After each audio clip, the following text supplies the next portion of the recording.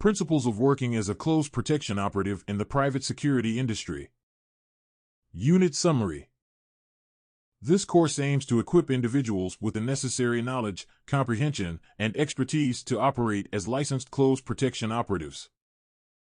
Participants will gain insight into fundamental aspects of close protection, encompassing team responsibilities, personal security, and essential attributes like teamwork and interpersonal communication skills. The curriculum delves into critical elements of close protection, including threat and risk assessment in both planned and dynamic scenarios, while also addressing the overarching considerations pertinent to operational planning.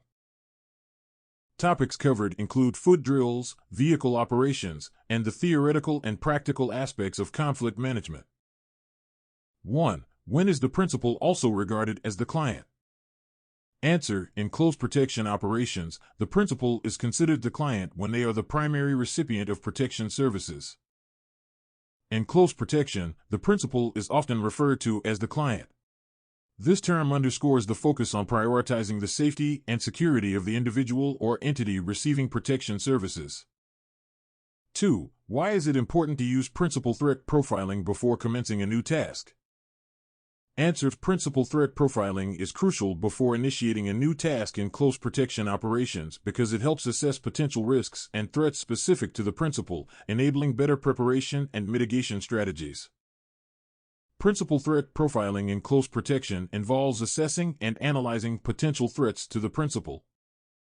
It aims to identify and understand various risks that may pose a danger to the principal's safety and security. This process typically involves gathering information about the principal, their lifestyle, habits, routines, and any potential adversaries or threats they may face. By conducting a thorough threat profile, close protection operatives can develop strategies and measures to mitigate risks and enhance the principal's security posture. 3. Detecting if surveillance is being carried out on the principal or operation is known as. Answer: in close protection operations, identifying if surveillance is being conducted on the principal or the operation is referred to as counter-surveillance. Counter-surveillance in close protection refers to the proactive measures taken to detect and deter surveillance activities that may be directed towards the principal or the protective operation itself. This involves actively monitoring the surroundings for any signs of surveillance, such as suspicious individuals or vehicles, and taking appropriate action to mitigate potential threats. 4. An effective vehicle search includes a minimum of how many points? Answer: in close protection operations, an effective vehicle search typically includes a minimum of 7 points to ensure thorough inspection and detection of potential threats or hazards. 1. Exterior. Check the exterior of the vehicle for any signs of tampering or suspicious objects attached to the exterior surfaces.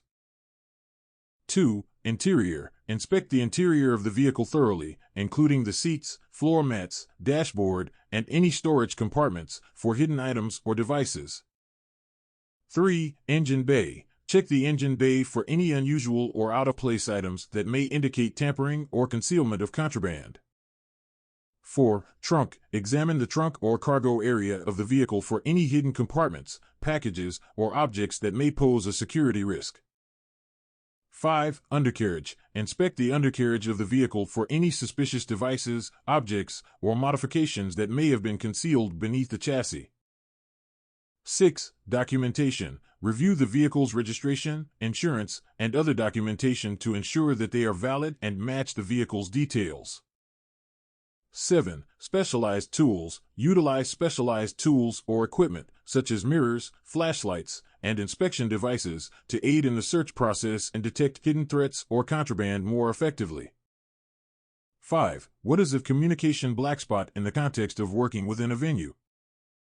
Answer: a communication blackspot in the context of close protection operations within a venue refers to areas where communication devices or signals are weak or unavailable, posing challenges for maintaining contact and coordination.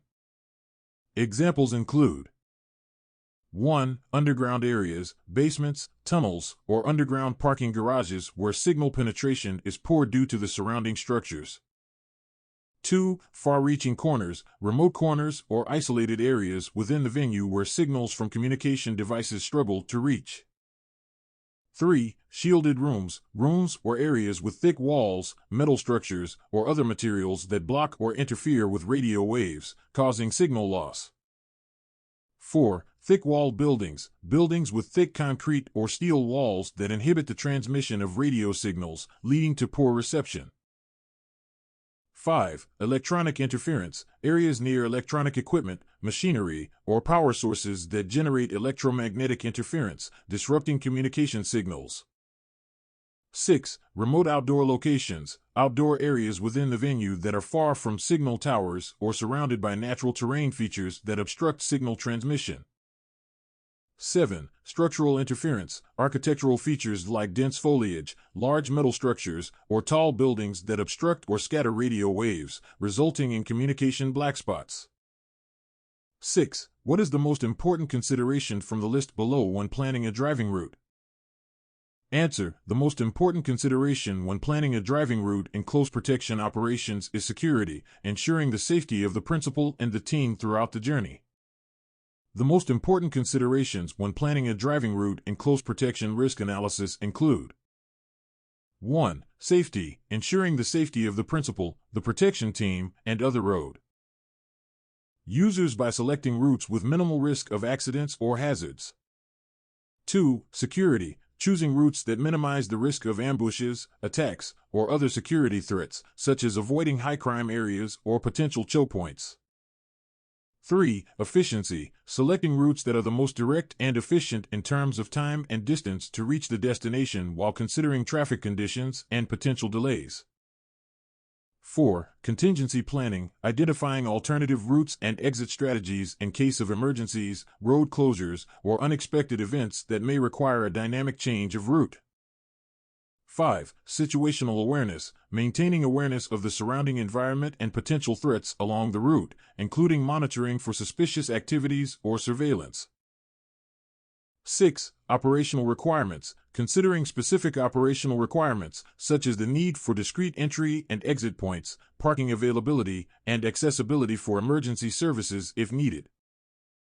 7. Communication, ensuring effective communication between team members throughout the journey, including using secure communication channels and establishing check-in points along the route. 7. A disadvantage of using a non-electronic map is: Answer: one disadvantage of using a non-electronic map in close protection operations is the lack of real-time updates and dynamic routing capabilities, potentially leading to inefficient navigation and increased risk.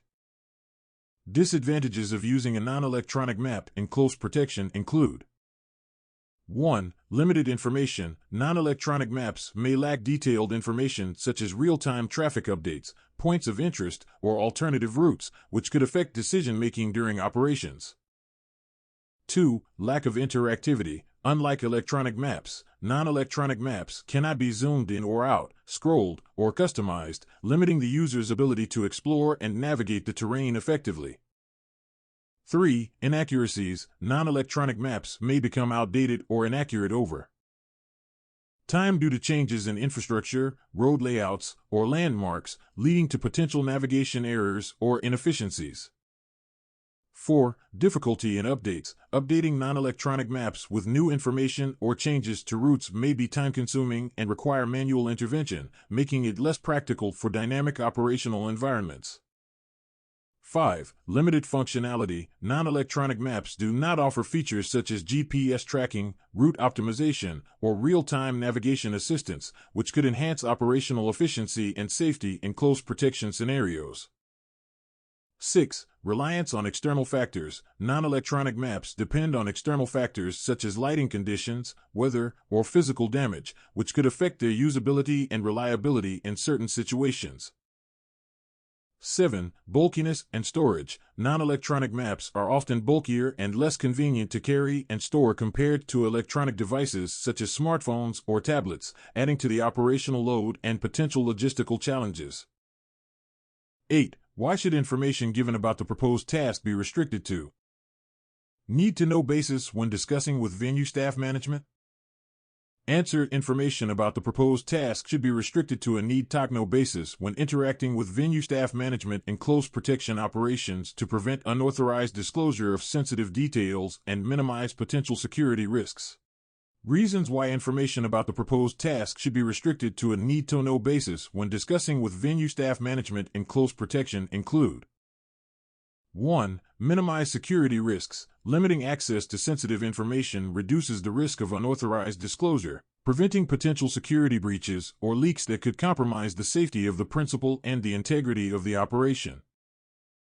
2. Maintain operational security. Sharing details of the task only with individuals who have a legitimate need to know helps maintain operational security by reducing the likelihood of information falling into the wrong hands, including adversaries or hostile actors.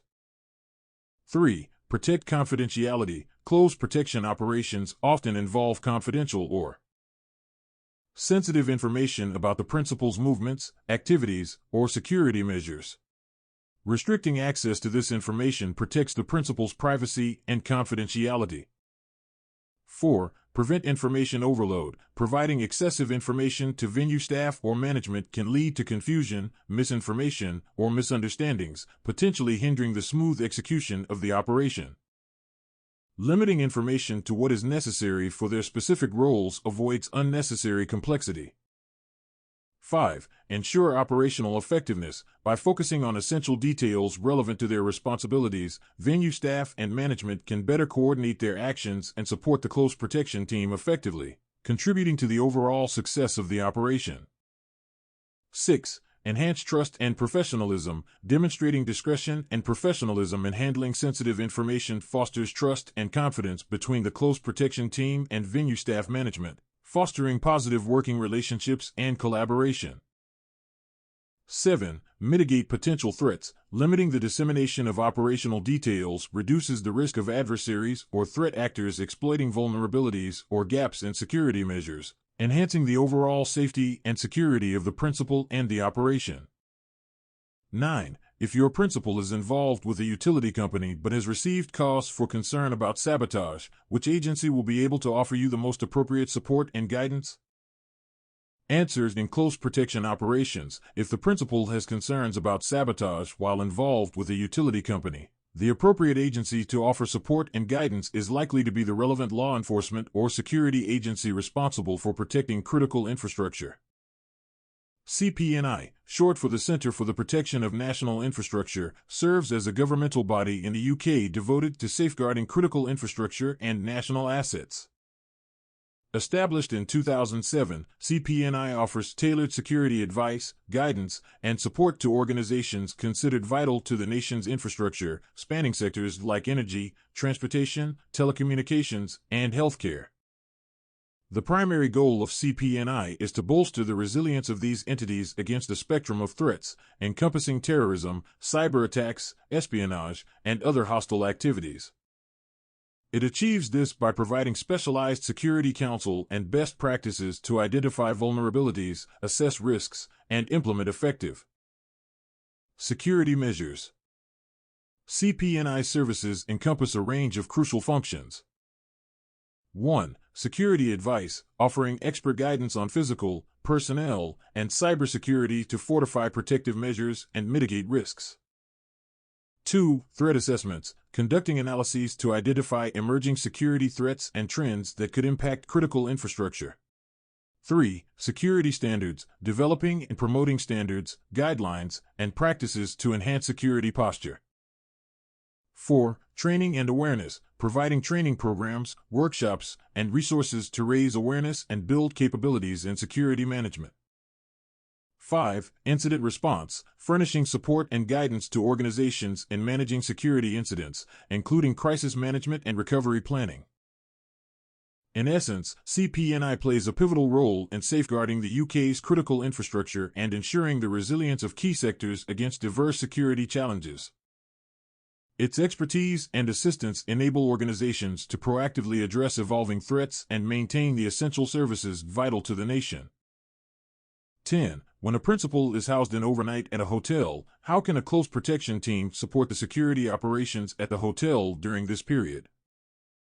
Answer: during overnight stays at a hotel and close protection operations, the close protection team can support security operations by conducting regular patrols, monitoring access points, coordinating with hotel security staff. and implementing additional security measures as necessary to ensure the safety of the principal. Certainly. Here are some ways the close protection team can secure a principal staying overnight at a hotel. 1. Pre-arrival security assessment. Conduct a thorough assessment of the hotel's security measures, including entry points, surveillance cameras, and emergency procedures, before the principal's arrival. 2. Advanced team deployment. Deploy advanced team members to the hotel to assess the surrounding area, identify potential threats, and coordinate with hotel security staff. 3. Room selection. Choose a secure room location for the principal, preferably one with limited access points and good visibility of the surrounding area. 4. Perimeter security. Establish a secure perimeter around the principal's room, monitoring access points and restricting unauthorized individuals from entering the area. 5. Access control. Control access to the principal's floor or designated area, using security personnel to vet visitors and ensure only authorized individuals are allowed entry. 6. Continuous surveillance. Maintain constant surveillance of the hotel premises, including the lobby, corridors, and exterior areas, to detect any suspicious activity or potential threats. 7. Collaboration with hotel security. Coordinate closely with hotel security staff to share information, address security concerns, and ensure a unified approach to protecting the principal. 8. Emergency response plan. Develop a comprehensive emergency response plan in collaboration with hotel management, including protocols for evacuations, medical emergencies, and security breaches. 9. Secure transportation. Ensure the principal's transportation to and from the hotel is secure, with advanced planning, route assessments, and vehicle security measures in place. 10. Communication protocols. Establish clear communication protocols among the CP team members, including designated channels for reporting incidents, sharing information, and coordinating responses. 11. In-room security measures. Implement additional security measures within the principal's room, such as door wedges, portable alarms, and safekeeping of valuable items. 12. 24/7 monitoring. Maintain round-the-clock monitoring of the principal's security status, with rotating shifts and vigilant observation of any changes in the hotel environment. By implementing these strategies, a CP team can effectively secure a principal staying overnight at a hotel, mitigating risks and ensuring their safety and well-being throughout their stay. 11. What is the purpose of operational planning if working as a single operative? Answer: the purpose of operational planning when working as a single operative in close protection operations is to systematically assess potential risks, develop effective strategies for mitigating threats, and ensure the successful execution of protection tasks while operating alone. Operational planning in close protection for a single operative involves strategic preparation to ensure the safety of the principal. This includes 1. Threat assessment, identifying potential risks to the principal's safety. 2. Resource allocation, determining the necessary resources, like equipment and transportation. 3. Operational objectives, setting achievable goals aligned with the principal's security needs. 4. Contingency planning, preparing for emergencies and unforeseen events. 5. Coordination and communication, establishing effective channels with stakeholders. 6. Logistical planning, organizing transportation, accommodation, and scheduling. 7. Security measures, implementing physical and procedural safeguards. 8. Briefings and debriefings, ensuring clear communication and learning from each operation. 9. Continuous assessment, monitoring and adapting to changes in the security environment. 12. When protecting a principal on foot in a diamond formation who has primary focus on the front 180 degrees. Answer: in close protection operations, when protecting a principal on foot in a diamond formation, the close protection operative positioned at the front of the diamond typically has primary focus on the front 180 degrees, scanning for potential threats and hazards. A diamond formation secures the principal with operatives surrounding them in a diamond shape, providing complete coverage and swift threat response. The individual who has primary focus on the front 180 degrees when protecting a principal on foot in a diamond formation is typically the close protection operative. Positioned at the front of the diamond. This operative maintains vigilant observation and readiness to address any potential threats or dangers that may arise from the front of the principal's movement. 13. A CP driver using false turns or taking rotations on a to or roundabout in an attempt to lose a vehicle identified as following them is performing what kind of activity? Answer. In close protection operations, a CP driver using false turns or taking rotations on a roundabout to lose a following vehicle is engaging in counter-surveillance tactics to evade potential threats and maintain the security of the principal. A CP driver can employ various counter-surveillance tactics, such as 1. Changing routes unpredictably to detect if someone is following. 2. Using false turns or rotations on roundabouts to lose a tail. 3. Conducting regular vehicle checks to detect tracking devices. 4. Being vigilant for suspicious vehicles or individuals during the route. 5. Utilizing communication devices to relay information to the security team. 6. Maintaining awareness of the surroundings and potential surveillance indicators. 7. Coordinating with the security team to assess and respond to potential threats effectively. 14. If the PPO needs to use the toilet facilities whilst at a venue, which role within the team would be the easiest to interchange with? Answer. In close protection operations, if the PPO needs to use the toilet facilities at a venue, the role within the team that would be easiest to interchange with is often the role of the support agent or the rear security operative or 2IC.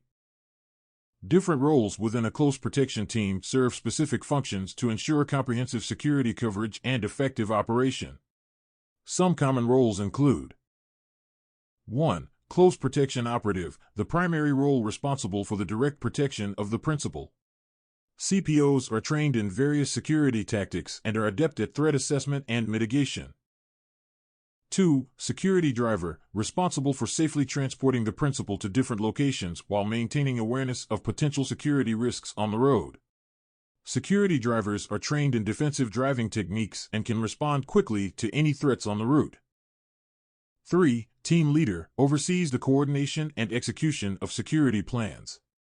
The team leader ensures that all team members are in their assigned positions, communicates with external parties if necessary, and makes real-time decisions to adapt to changing security situations. 4. Advanced Team, conducts advanced work at locations where the principal will visit, assessing security risks, identifying escape routes, and coordinating with local authorities if needed. The advanced team ensures that the principal's movements are safe and well-planned. 5. Communications Specialist, manages communication devices and relays information between team members, ensuring seamless coordination and quick response to any security threats. 6. Medical Support, provides first aid or emergency medical care in case of injuries or medical emergencies. Medical support ensures the health and safety of the principal and team members. 7. Technical Support, handles technical security equipment, such as surveillance cameras, alarms, or tracking devices, to enhance security measures and detect potential threats. These roles are useful because they distribute responsibilities effectively, allowing the close protection team to cover all aspects of security comprehensively. Each member brings unique skills and expertise to the team, contributing to the overall safety and protection of the principal. Additionally, clear role assignments facilitate efficient communication, coordination, and response during security operations. 15. Prior to leaving a venue, if working as a team, which is the primary risk area where the SAP would be most useful to recce?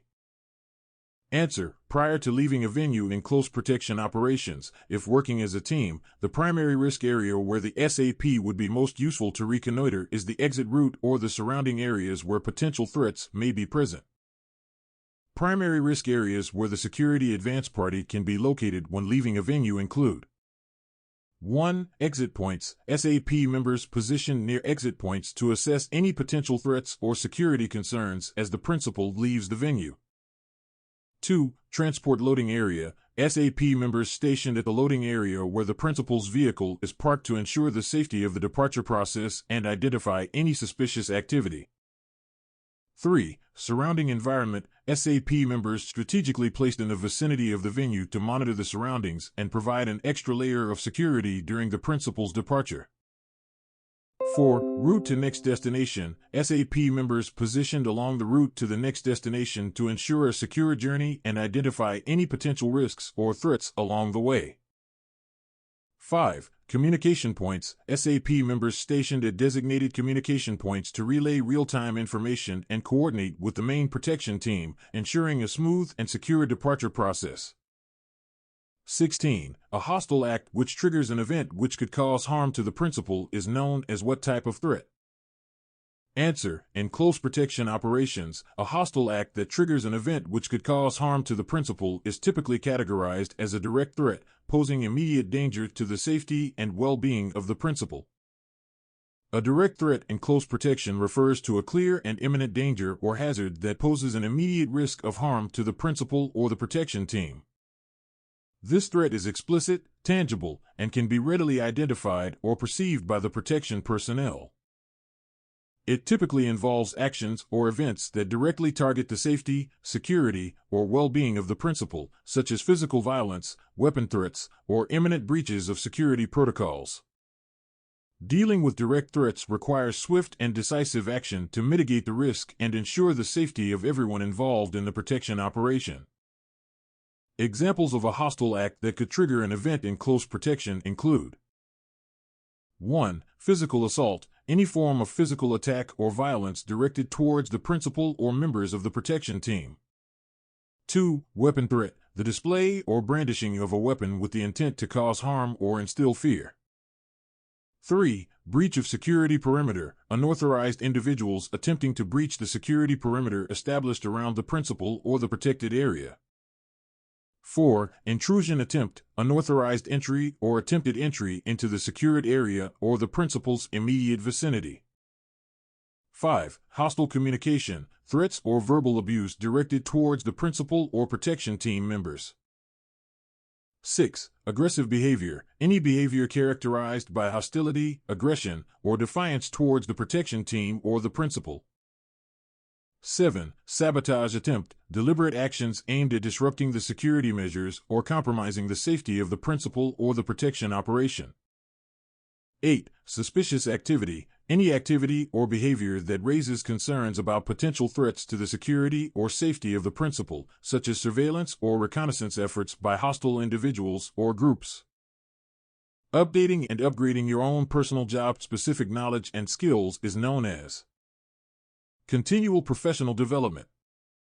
Continual professional development in close protection refers to the ongoing process of learning, improving, and updating one's skills, knowledge, and expertise related to the field. It involves staying abreast of the latest developments, techniques, and best practices in security and protection. CPD is essential because it ensures that close protection operatives remain competent, effective, and relevant in their roles. It enables them to adapt to new challenges, technologies, and threats, enhancing their ability to provide high-quality protection services to their clients. Additionally, CPD promotes professionalism, accountability, and credibility within the industry, fostering trust and confidence among clients and stakeholders. When collecting personal information about the principal during the profiling and threat assessment stages of operational planning, which legislation governs how this information is stored and disseminated. Data Protection Act 2018.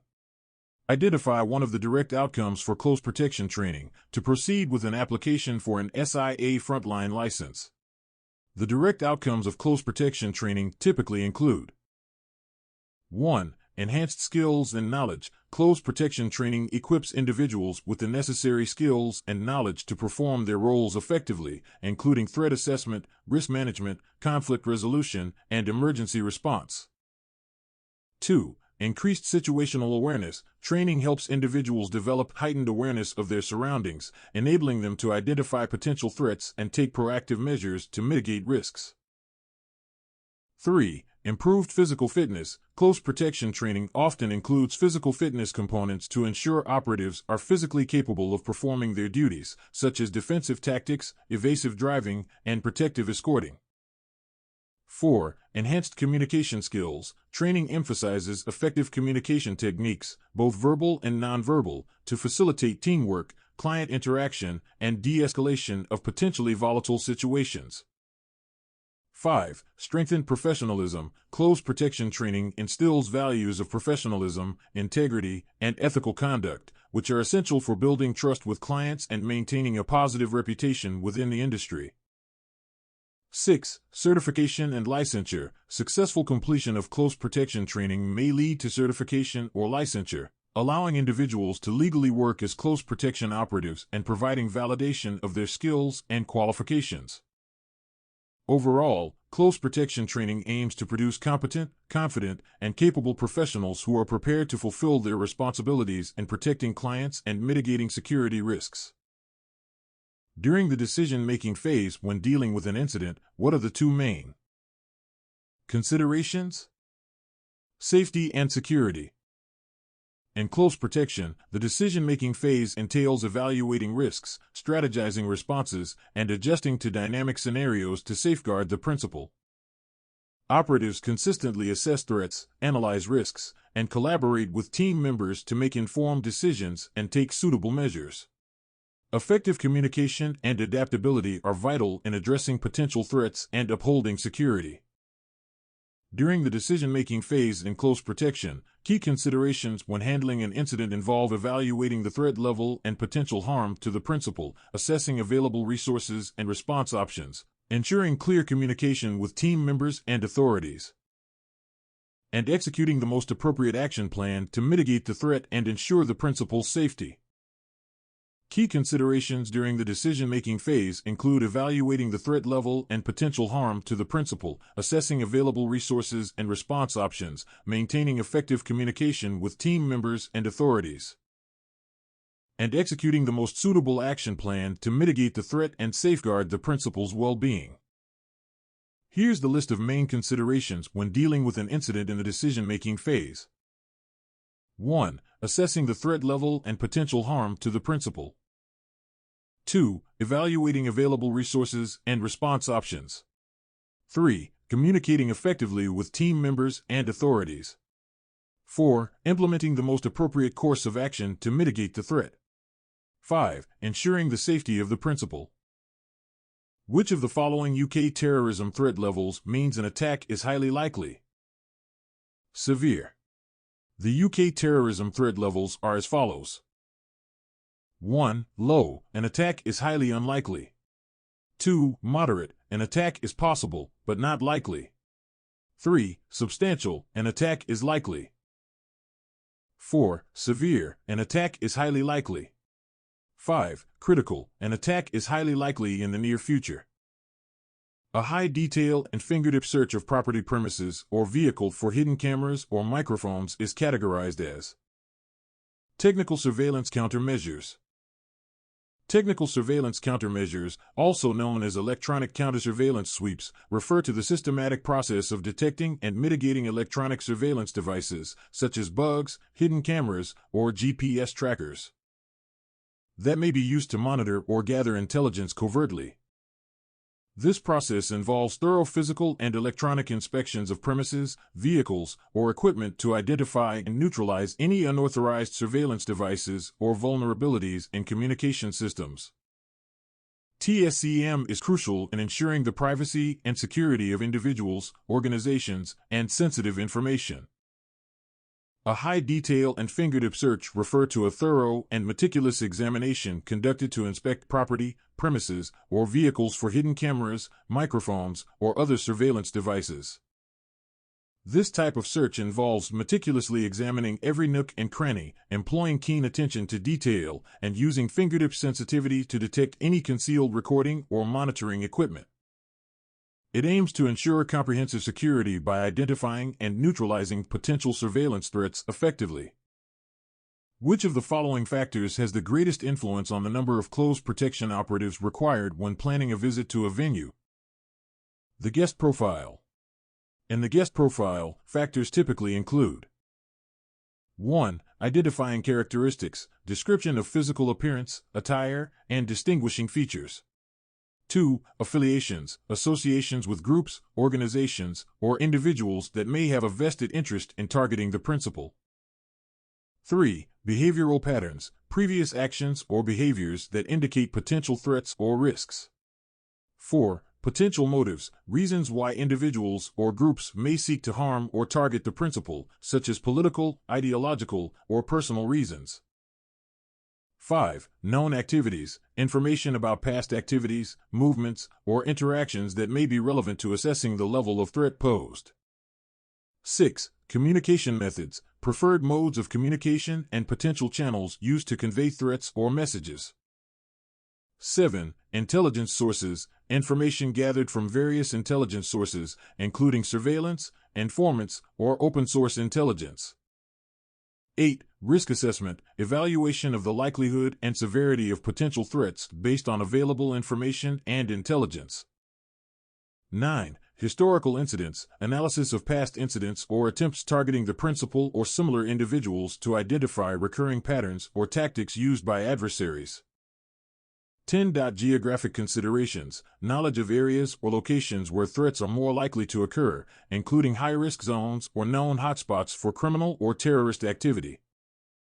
These factors collectively contribute to a comprehensive guest profile, enabling close protection operatives to proactively identify and mitigate potential risks to the principal's safety and security. The guest profile in close protection refers to a detailed understanding of individuals who may pose a risk or threat to the principal's safety or security. This profile includes information such as identifying characteristics, affiliations, behavioral patterns, and potential motives for targeting the principal. It is essential because it allows close protection operatives to anticipate and mitigate potential risks by recognizing individuals who may pose a threat. By understanding the guest profile, security personnel can implement proactive measures to prevent incidents and ensure the safety of the principal. This information enables security teams to tailor their protective strategies and response tactics according to specific threats, enhancing overall security effectiveness. As a close protection operative, there may be occasions where you will need to search people visiting the principal, which personal skill is required to encourage them to comply with the request. Assertiveness.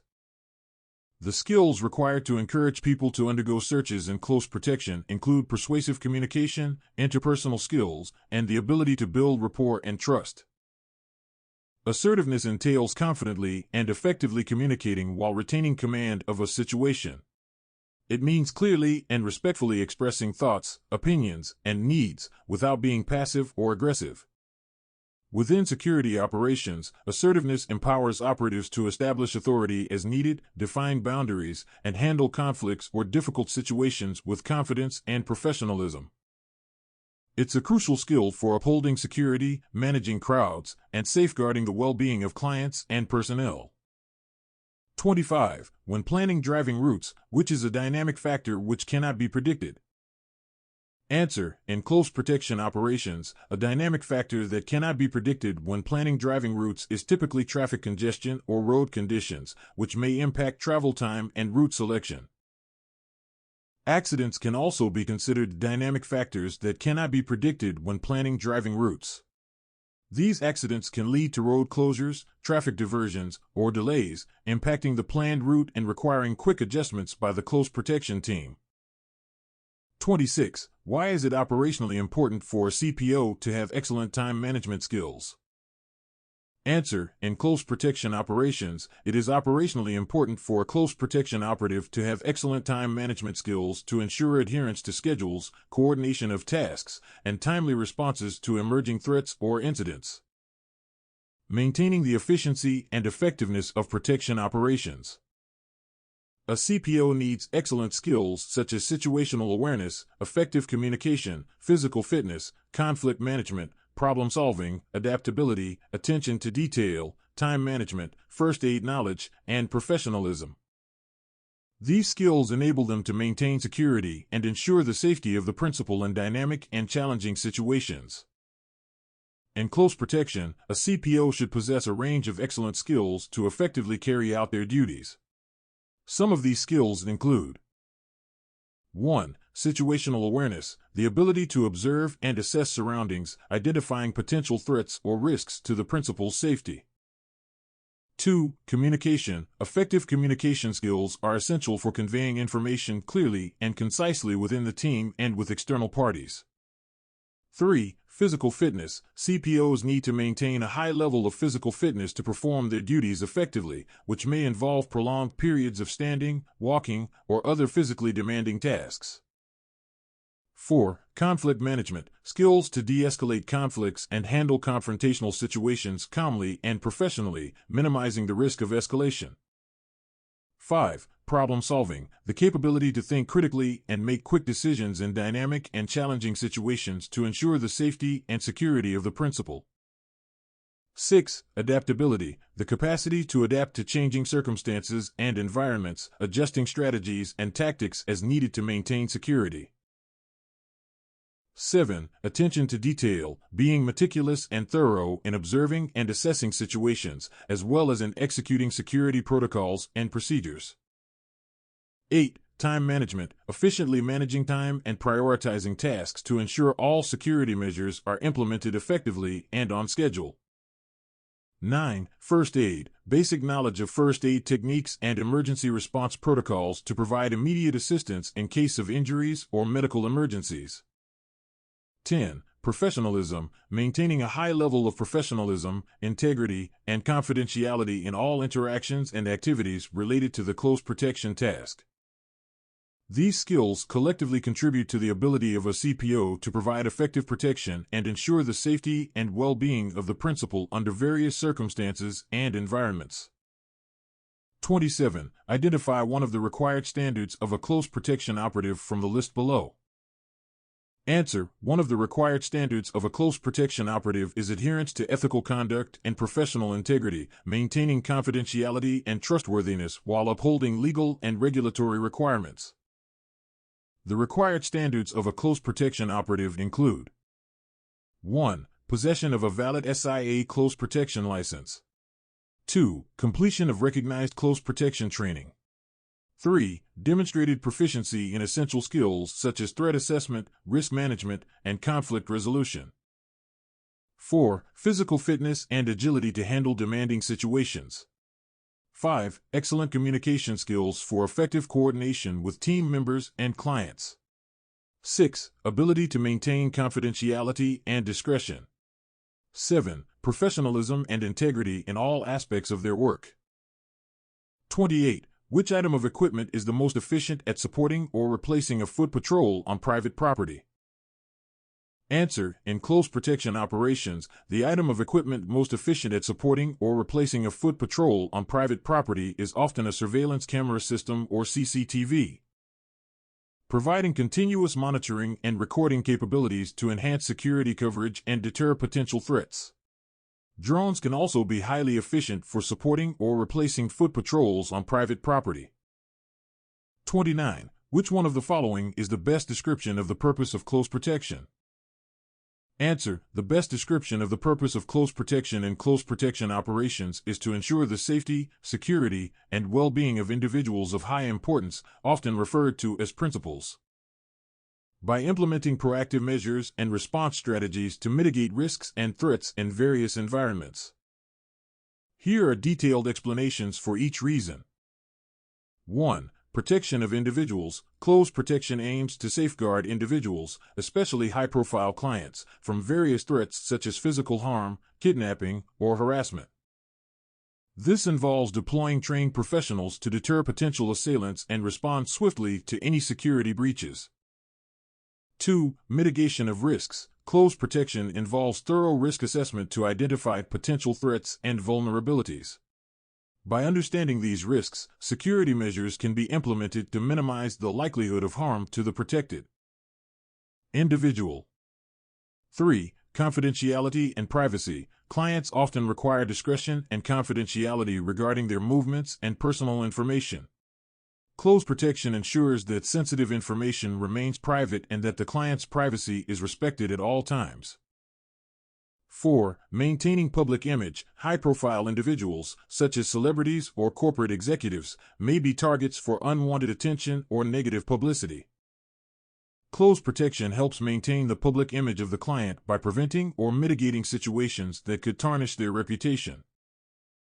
5. Prevention of disruption. Close protection aims to prevent disruptions to the client's activities, whether they are attending events, traveling, or conducting business. By providing a secure environment, Close Protection enables clients to focus on their tasks without undue interference. 6. Emergency response. In the event of an emergency, such as a medical crisis or security threat, Close Protection teams are trained to respond swiftly and effectively. This may involve providing first aid, evaluating the client to safety, or coordinating with emergency services. 7. Peace of mind. Close Protection offers clients peace of mind knowing that they are surrounded by trained professionals dedicated to their safety. This psychological assurance allows clients to go about their daily activities with confidence and without fear of harm. 8. Customized security solutions. Close Protection services are tailored to meet the specific needs and preferences of each client. Security measures are adapted based on factors such as the client's lifestyle, level of perceived threat, and travel itinerary. By addressing these aspects comprehensively, Close Protection ensures that clients receive the highest level of security and support tailored to their individual requirements and circumstances. 30. For an employer of security staff to gain recognition by the SIA as meeting minimum standards for business, they must apply to join the. Answer. For an employer of security staff to gain recognition by the SIA as meeting minimum standards for business in Close Protection Operations, they must apply to join the approved contractor scheme, demonstrating compliance with industry regulations and best practices. The Approved Contractor Scheme is a voluntary accreditation program by the UK's Security Industry Authority for private security firms. It sets high standards for professionalism, training, and operations, ensuring clients receive quality services. ACS accreditation signals a company's commitment to excellence, legal compliance, and continuous improvement. Clients value ACS accreditation for its assurance of reliability, integrity, and adherence to industry best practices. Overall, the ACS enhances professionalism, instills client confidence, and promotes market differentiation within the security industry.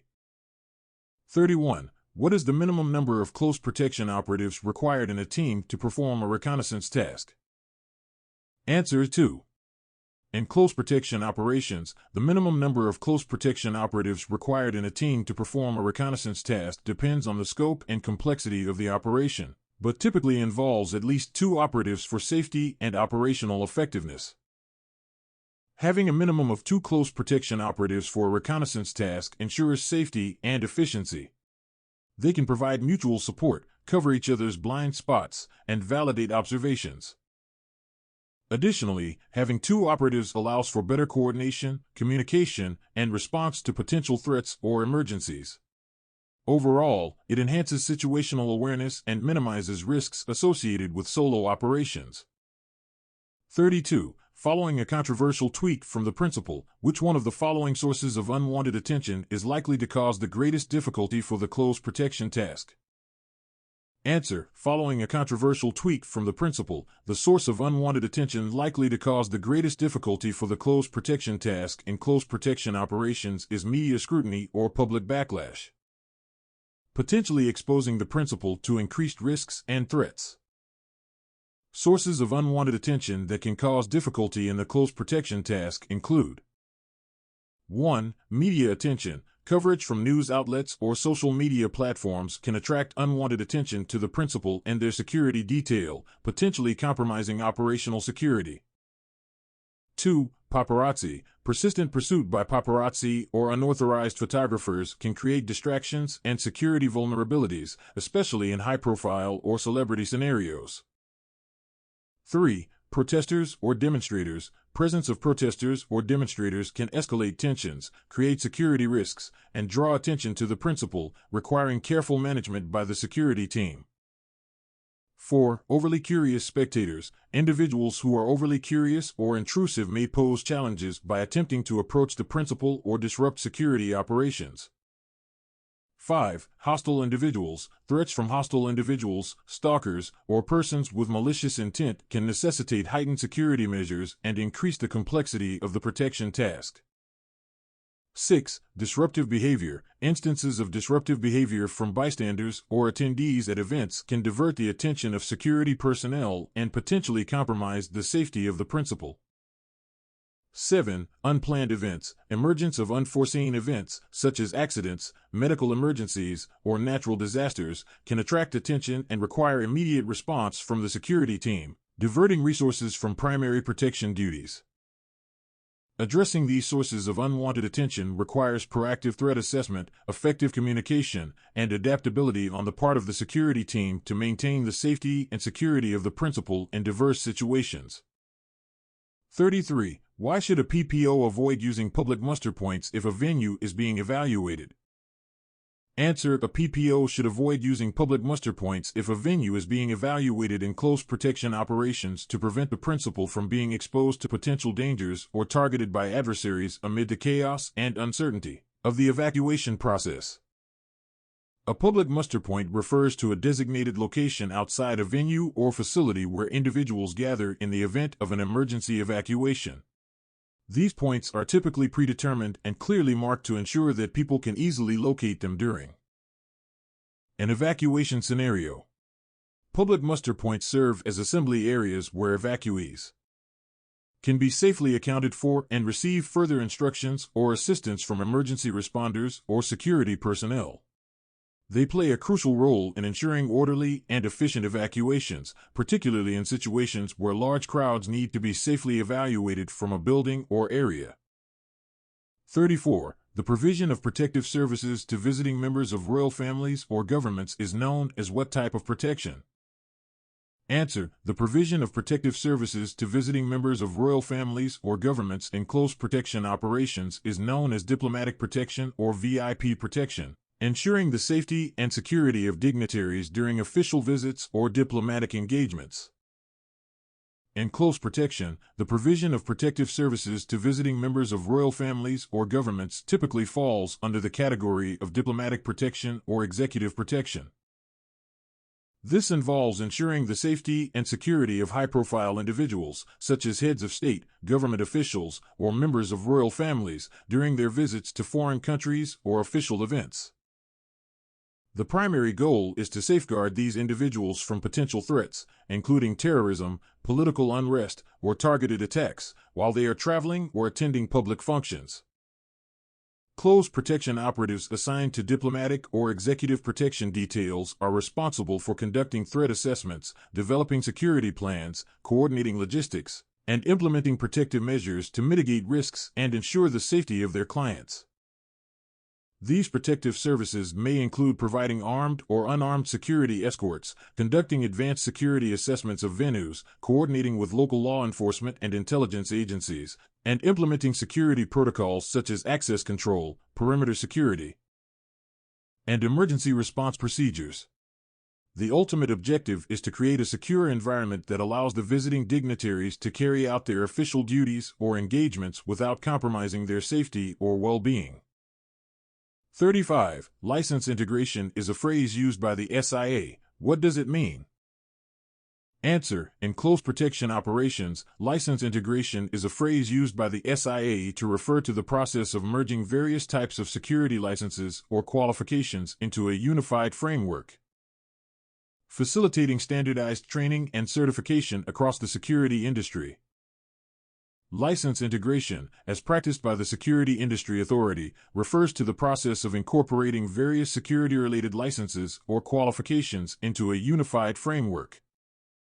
In the context of close protection, license integration is beneficial because it streamlines the licensing process for security operatives by recognizing and consolidating relevant qualifications or certifications. License integration is important for several reasons. 1. Efficiency. By integrating multiple licenses or qualifications into a single framework, security operatives can obtain necessary certifications more efficiently. This reduces bureaucratic hurdles and administrative burdens associated with obtaining separate license for different security roles. 2. Standardization. License integration promotes standardization within the security industry by establishing consistent criteria and requirements for licensing. This ensures that security operatives possess the necessary skills, knowledge, and competencies to perform their duties effectively, regardless of their specific role or specialization. 3. Flexibility. Integrated licenses provide security operatives with greater flexibility in pursuing career opportunities within the industry. Operatives who hold integrated licenses may be eligible to work in various security roles, including close protection, door supervision, event security, or CCTV monitoring, depending on their qualifications and experience. 4. Professionalism. License integration contributes to the professionalization of the security industry by setting clear standards for training, competence, and conduct. It enhances public confidence in security services and demonstrates a commitment to maintaining high standards of professionalism and accountability. Overall, license integration plays a crucial role in enhancing the effectiveness, efficiency, and professionalism of the security industry, particularly in sectors such as close protection where specialized skills and qualifications are required to ensure the safety and security of clients. 36. Being trusted to do the right thing without supervision is best known as. Answer: integrity. Integrity, or honesty and ethical behavior, is crucial in close protection for several reasons. 1. Trust. Clients rely on operatives to act with integrity, forming the foundation of trust. 2. Confidentiality. Operatives must respect and protect sensitive client information. 3. Professionalism. Upholding integrity demonstrates commitment and fosters respect. 4. Ethical decision-making. Integrity guides operatives in making ethical choices. 5. Reputation. Maintaining integrity builds a positive reputation and credibility.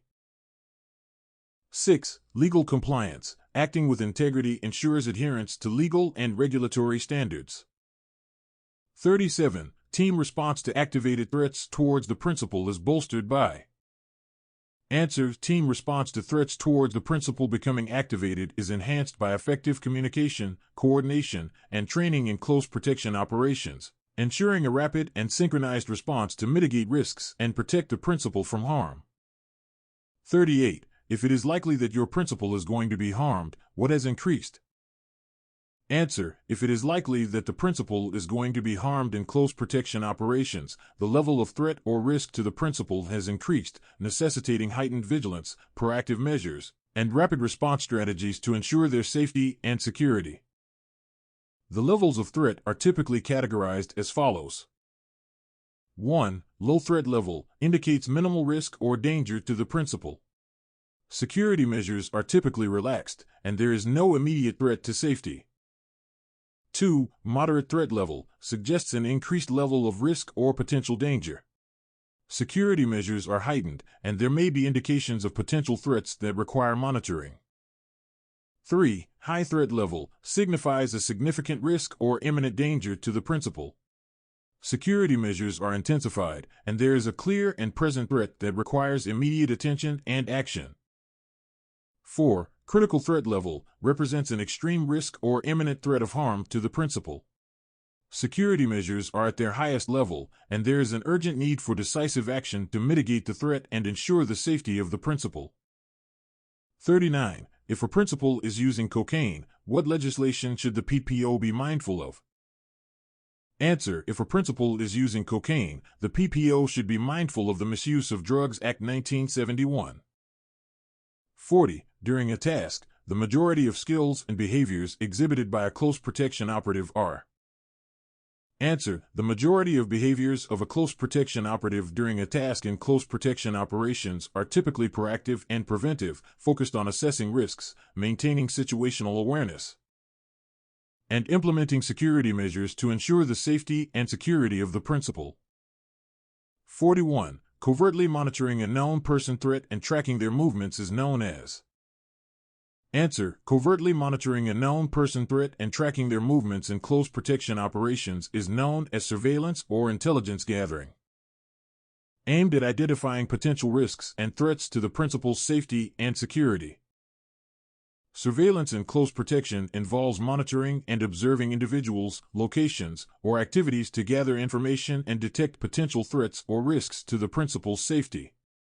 It can be implemented through various methods, including 1. Physical surveillance. Close protection operatives physically monitor the surroundings, individuals, or vehicles using observation techniques while remaining discreet and blending into the environment. 2. Technical surveillance. This involves using electronic devices such as cameras, microphones, GPS trackers, or other monitoring equipment to gather information remotely. 3. Counter-surveillance. Close protection operatives employ counter-surveillance techniques to detect and deter potential surveillance by hostile parties. This may include conducting surveillance detection routes, using evasive driving maneuvers, or employing electronic countermeasures to detect and neutralize surveillance devices. 4. Aerial surveillance. Drones or aircraft equipped with cameras can be used to provide aerial surveillance and reconnaissance, especially in large or open areas. 5. Cyber surveillance. Monitoring online activities, social media platforms, or digital communications to gather intelligence or detect potential threats. Overall, surveillance in close protection involves a combination of physical observation, technological tools, and strategic planning to gather information and ensure the safety and security of the principal. 42. In a foot formation, the PES team members operating either side of the principal are also known as. Answer. In a foot formation in close protection operations, the PES team members operating on either side of the principal are also known as flankers or side agents, providing additional security coverage and support during movement. In close protection, the PES team is responsible for providing close protection to the principal while on foot.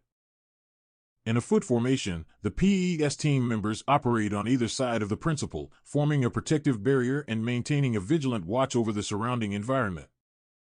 They play a crucial role in ensuring the safety and security of the principal by identifying potential threats, deterring hostile actions, and facilitating safe movement through various environments. The PES team members are trained to maintain situational awareness, communicate effectively with each other and other team members, and respond swiftly and decisively to any security incidents or emergencies. They work closely with other members of the close protection team, including the advance party and security drivers, to coordinate movements and ensure seamless security operations. Overall, the PES team's primary objective is to provide a protective shield around the principal, allowing them to move safely and securely while minimizing the risk of potential threats or attacks. In a foot formation, the positions in the PES team include 1. Lead Close Protection Operative. The LCPO is typically positioned at the front of the formation and is responsible for leading the team, maintaining situational awareness, and making decisions to ensure the safety of the principal. 2. Rear Close Protection Operative. The RCPO is positioned at the rear of the formation and is responsible for providing security coverage to the principal's rear, monitoring for any potential threats from behind, and coordinating with the rest of the team. 3. Close Protection Operatives. These operatives are positioned on either side of the principal, forming a protective barrier around them. They maintain a vigilant watch over the surrounding area, communicate with each other and the rest of the team, and respond to any security threats or incidents as necessary. These positions work together cohesively to provide comprehensive protection to the principal during foot movements, ensuring their safety and security at all times. 43. Why should an OS map not be used in isolation when planning a route? Answer. An OS map should not be used in isolation when planning a route in close protection operations because it may lack real-time updates, specific route information, or dynamic routing capabilities required for navigating efficiently and effectively in diverse environments. The disadvantages of using an OS map in close protection when planning a route include 1. Limited detail. OS maps may not provide sufficient detail for precise route planning, especially in urban or complex environments where specific landmarks or features are essential for navigation. 2. Lack of real-time updates. OS maps may not reflect recent changes to the terrain, such as new roads, construction sites, or changes in land use, which can lead to inaccuracies in route planning and navigation. 3. Inability to display dynamic information. OS maps are static and may not display dynamic information such as real-time traffic conditions, road closures, or other factors that could affect route planning and decision-making during operations. 4. Reliance on manual interpretation. Using OS maps requires manual interpretation of symbols, legends, and contour lines, which can be time-consuming and may lead to errors in route planning or navigation, especially in high-stress situations. 5. Lack of interactive features. Unlike digital mapping tools, OS maps do not offer interactive features such as zooming, panning, or route customization, limiting their usability and flexibility in adapting to changing operational requirements. Overall, while OS maps can be valuable resources for general orientation and route planning, they may have limitations in meeting the dynamic and real-time demands of close protection operations, particularly in urban or rapidly changing environments. 44. What information from the list below is a product of a detailed route reconnaissance task?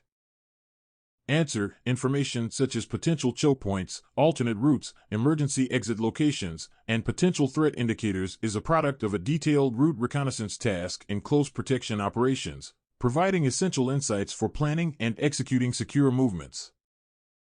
The products of a detailed route reconnaissance task in close protection include: 1. Route maps, detailed maps indicating the planned route, alternative routes, and key landmarks or waypoints along the way.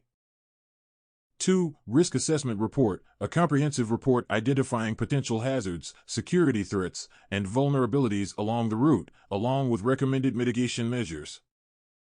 3. Contingency plans, plans outlining alternative courses of action in the event of unexpected incidents or disruptions along the route, such as road closures, traffic congestion, or security incidents.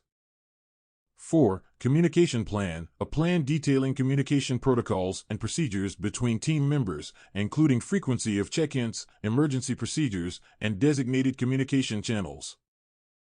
5. Reconnaissance photos, visual documentation of critical points along the route, including intersections, landmarks, potential choke points, and areas of interest to aid in navigation and situational awareness during the operation. 6. Intelligence briefing, a summary of relevant intelligence gathered during the reconnaissance mission, including information on local security conditions, potential threats, and recommended security measures. 7. Route briefing, a comprehensive briefing delivered to all team members, outlining the planned route, potential risks, and contingency plans to ensure everyone is aware of their roles and responsibilities during the operation. These products collectively provide the close protection team with the necessary information, resources, and strategies to effectively plan and execute the protective mission while minimizing risks and ensuring the safety of the principal.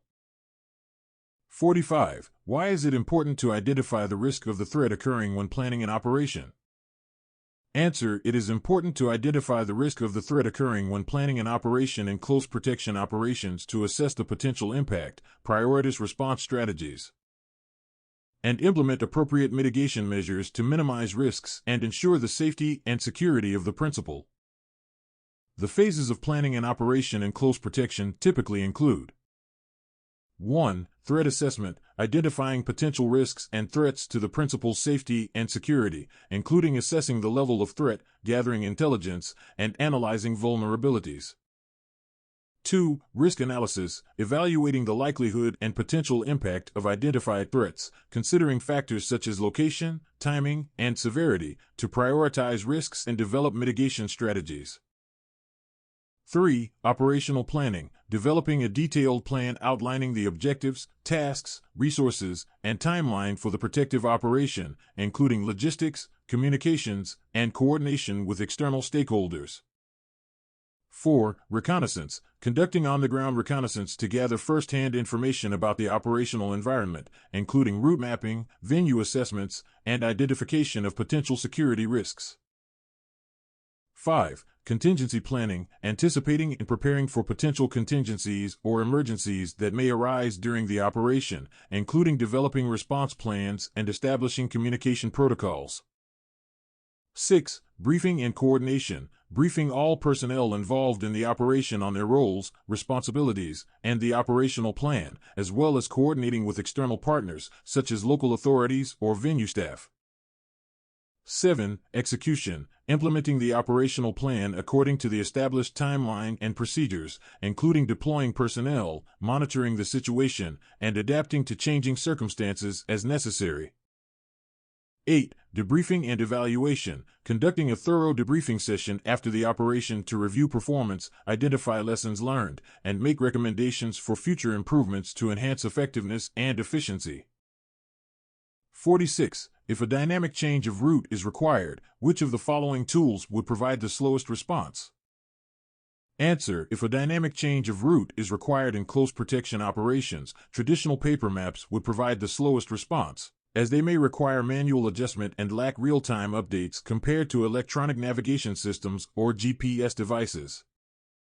The tools that provide the slowest response in a dynamic change of route in close protection include: 1. Paper maps. Traditional paper maps require manual navigation and may not provide real-time updates or alternative routes, leading to slower decision-making and route changes. 2. Physical road signs. Reliance on physical road signs for navigation can be time-consuming, especially if the signs are unclear or outdated, resulting in delays in route adjustments. 3. Radio communication. While radio communication is essential for coordination among team members, relaying information about route changes through radio channels can be slower compared to other communication methods, particularly in areas with poor reception or interference. 4. Manual route planning. Planning route changes manually without the aid of technology or specialized software can be time-intensive, requiring careful consideration of alternative routes and potential obstacles. These tools may introduce delays in response time during a dynamic change of route, highlighting the importance of utilizing faster and more efficient resources for effective navigation and decision-making in close protection scenarios. 47. If a dynamic change of route is required, which of the following tools would provide the fastest response? Answer. If a dynamic change of route is required in close protection operations, electronic navigation systems or GPS devices would provide the fastest response, offering real-time updates and dynamic routing capabilities to adjust routes promptly based on changing conditions or threats. 1. GPS navigation systems. GPS devices or navigation apps on smartphones provide real-time guidance and can quickly generate alternative routes based on current traffic conditions or changes in the operational environment. 2. Mobile communication devices. Instant messaging or group communication platforms allow close protection operatives to quickly relay new route information to team members, facilitating coordinated action in response to changing circumstances. 3. Vehicle tracking systems. Advanced vehicle tracking technologies provide real-time updates on the location and movement of vehicles in the close protection convoy, enabling rapid adjustments to routes as needed. 4. Online mapping services. Web-based mapping services offer interactive tools for route planning and navigation, allowing operatives to quickly visualize and modify routes based on dynamic factors such as road closures or traffic congestion. 5. Radio communication systems. Two-way radios or other radio communication devices enable instantaneous voice communication between team members, allowing for quick coordination of route changes and adjustments to operational plans. These tools leverage technology to expedite decision-making and response times, enabling close protection teams to adapt to changing circumstances and maintain the safety and security of the principal more effectively. 48. Which of the following is a technical resource that might be a benefit when operating at a venue? Answer. A technical resource that might be a benefit when operating at a venue is often surveillance equipment or CCTV systems, providing enhanced monitoring and security coverage to detect and deter potential threats. Technical resources beneficial for close protection at a venue include: 1. CCTV systems. 2.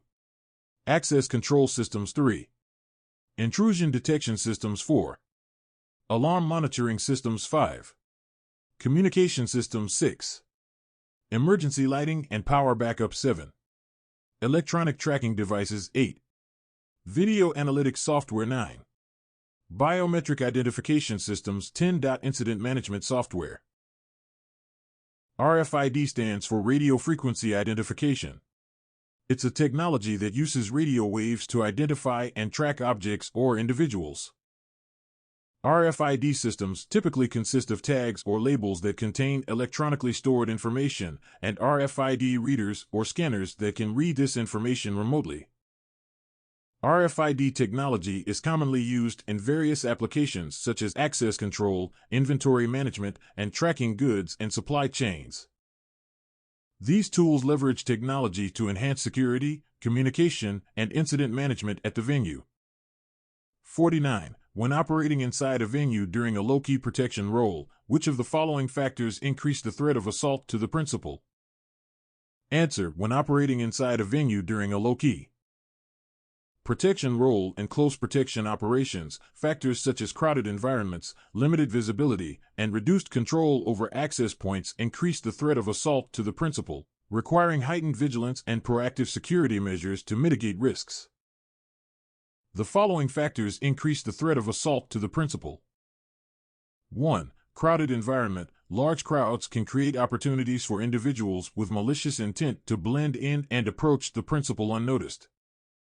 2. Limited visibility. Areas with poor lighting or obstructed views can provide cover for potential assailants to launch an attack. 3. Limited security presence. In venues where security is minimal or understaffed, there may be gaps in protection that can be exploited by assailants. 4. Inadequate access control. Weak access control measures can allow unauthorized individuals to enter restricted areas and pose a threat to the principal. 5. High-profile principal. If the principal is well-known or controversial, they may attract unwanted attention and increase the likelihood of being targeted for assault. 6. Lack of security awareness. In venues where patrons or staff are not vigilant about security procedures, it becomes easier for assailants to plan and execute attacks. 7. Presence of weapons. In venues where weapons are not properly screened or prohibited items are not effectively restricted, there is a higher risk of assailants carrying out violent acts against the principal. These factors should be carefully assessed and mitigated to ensure the safety and security of the principal during low-key protection operations. The most important principles of working as a close protection operative in the private security industry include: 1. Duty of care. CPOs have a moral and legal obligation to ensure the safety and well-being of their clients. This includes being vigilant, proactive, and responsive to potential threats or risks. 2. Professionalism. Maintaining a high level of professionalism is essential. This includes adhering to industry standards, following codes of conduct, and presenting oneself in a respectful and dignified manner at all times. 3. Risk assessment. CPOs must conduct thorough risk assessments to identify potential threats and vulnerabilities. This involves analyzing the environment, assessing the client's profile, and developing appropriate security measures to mitigate risks. 4. Situational awareness. CPOs need to remain alert and observant at all times. They should continuously assess their surroundings, anticipate potential threats, and adapt their security posture accordingly to ensure the safety of their client. 5. Effective communication. Clear and concise communication is crucial for CPOs. They must maintain open lines of communication with their client, team members, and relevant stakeholders to coordinate security efforts and respond effectively to any incidents or emergencies. 6. Conflict resolution. CPOs should possess strong interpersonal skills and the ability to de-escalate conflicts peacefully. They must be trained in conflict resolution techniques and exercise diplomacy and tact when dealing with challenging situations. 7. Continuous training and development. The security landscape is constantly evolving, so CPOs must stay updated on the latest security trends, technologies, and techniques. Continuous training and professional development are essential to maintain competency and effectiveness in the field. 8. Adaptability. CPOs often work in dynamic and unpredictable environments, so they must be adaptable and flexible in their approach to security. They should be able to quickly adjust their strategies and tactics based on changing circumstances or emerging threats. 9. Confidentiality. CPOs are entrusted with sensitive information about their clients, so they must maintain strict confidentiality and discretion at all times. Respecting client privacy and confidentiality is paramount to building trust and credibility in the profession. 10. Ethical conduct. Upholding high ethical standards is fundamental for CPOs. They must adhere to legal and ethical guidelines, avoid conflicts of interest, and conduct themselves with integrity, honesty, and respect for human rights. By adhering to these principles, close protection operatives can effectively fulfill their role in ensuring the safety and security of their clients in the private security industry. State the purpose of close protection. Overall definition: mitigate risk, protect a principal from injury, harassment, hostile acts including kidnap. State the purpose of close protection training and licensing. Obtain a frontline license to gain essential specialist skills for continuing professional development, raise standards in the profession, provide a quality service, increase public confidence and trust. Describe the different roles and responsibilities within a close protection team. Different roles and responsibilities. Team leader has overall responsibility of the operation, liaises with the client, deals with disputes. Second in command. 2 IC works as a deputy the team leader and helps the team leader on large operations. Personal Protection Officer PP, immediate protection the principal, direct contact with the principal, authority over all other team members. Security Advance Party SAP, could be days, hours, or minutes in advance of the PPAN principal. Liaises with venues, route reconnaissance. Route planning, counter surveillance, communication with PP, security driver SD vehicle checks, maintenance of vehicle, cleaning of vehicle, driving safely, evasive driving, complying with road traffic legislation. Medic provides medical treatment principal and team members. Knows principal's medical history, medical equipment, adequate medical supplies. Residential Security Team RST maintains the perimeter of the principal's residence, monitors CCTV, searching of visitors and guests, building searches. Initial contact with visitors. Personal Escort Section PES, provide outer cordon whilst walking in foot formation, move the principal safely on foot, provide body cover, eliminate threats to principal on foot, extraction of principal, support PPO. Explain the required standards, behaviors, and ethics that apply to a close protection operative. General standards: honesty, integrity, intelligent, discreet, excellent communicator, calm, modest, trained, well presented, prepared. SIA specification for learning and qualifications for close protection officer: personal appearance, professional attitude, general conduct. Respecting organization values and standards. Identify who likely require protective security. Types of clients: corporate, celebrities, dignitaries, private individuals, public sector, international clients. State a range of tasks that a close protection operative may undertake for their principal or whilst working alone. Lone working tasks: scheduling, planning, liaising, booking, reconnaissance. Security surveys, for the principal, driving, escorting, security of minors, reconnaissance, security advance party, residential security, meetings, functions, events, leisure, shopping. Explain the difference between a client and a principal within the role of close protection.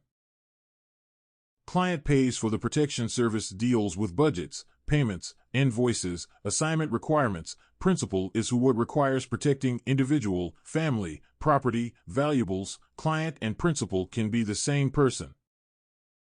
Explain how to communicate with the principal and others.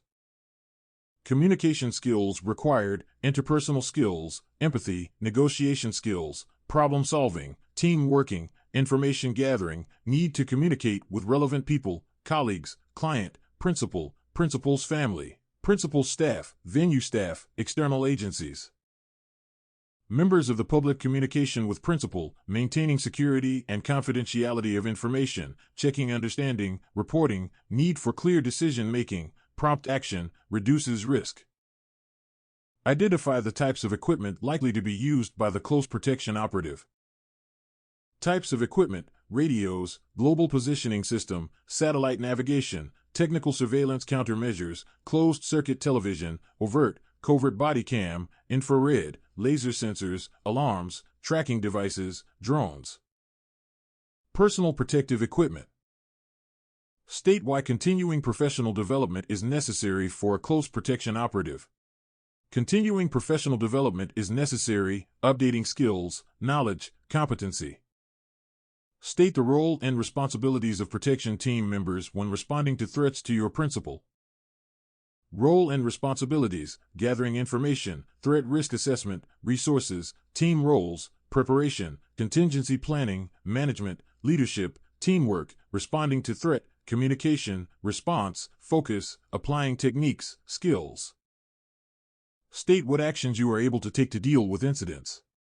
Staying within the law, ensuring the operation schedule went as planned, not compromising security or safety, ensuring outcomes meet principal and client needs.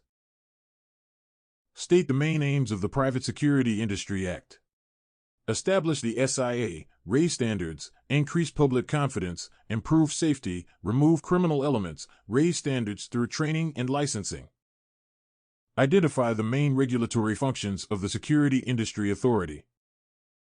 Monitor effectiveness of the industry, conduct inspections of licensed individuals, impose fines and penalties for breaching any terms set out in the Private Security Industry Act, report to Home Secretary, license individuals in licensable roles. Manage the Approved Contractor Scheme.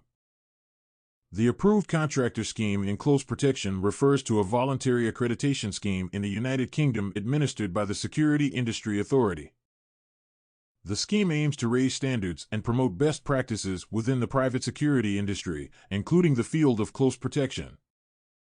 Under the ACS, private security companies must undergo a rigorous assessment of their management practices, operating procedures, and performance standards.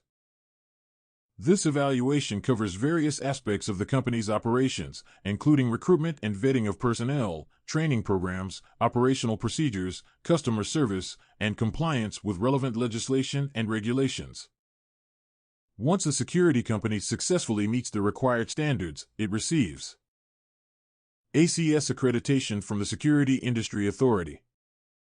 This accreditation demonstrates that the company has been independently assessed and deemed competent to provide quality services in the field of close protection and other security-related activities. For close protection operatives and clients, choosing a security provider with ACS accreditation offers assurance of professionalism, reliability, and adherence to industry standards. It helps ensure that the security services provided meet the highest standards of quality and effectiveness, enhancing trust and confidence in the security industry as a whole. State the purpose of SIA license integration. Licensing criteria to be met for one licensable activity are considered by the SIA to be sufficient to allow a licensed individual to carry out other licensable activities. Identify the parts of civil, criminal, and common law that have an impact on the role of a close protection operative.